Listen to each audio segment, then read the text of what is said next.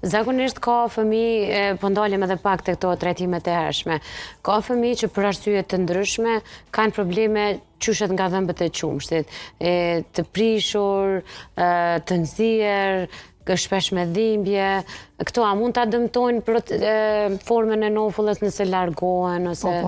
Ka shumë rëndësi ruajtja e dhëmbëve të qumshtit, nuk duhet të ekzistojë mendimi që është dhëmbi i qumshtit, nuk duhet të shërohet dhe të vjen edhe te nxjerrja e tij, sepse nëse nxjerret para kohë një dhëmb i qumshtit, tash dhëmbët afër tina lëvizën drejt asaj hapësire. Në këtë rast dhëmbi i përhershëm mbetet ose impaktuar, do të thënë në nofull, ose del në një pozitë të gabuar.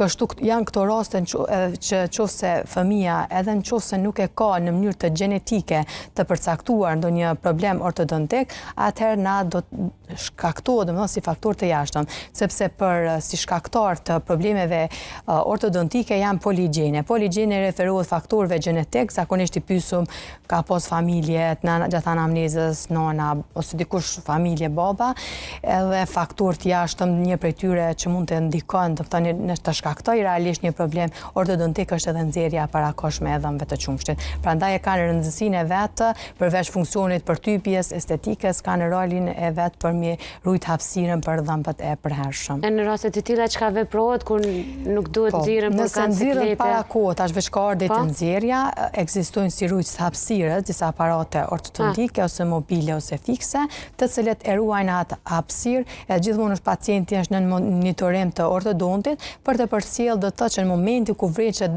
dhëmbi i përhershëm zëvendësues është duke eruptu, atëra ai largohet dhe lun hapësirën. Në kjo rujtësi e hapësirës e parandalon migrimin e dhëmbëve fshinje përgjatë hapësirës pa dhëmbë.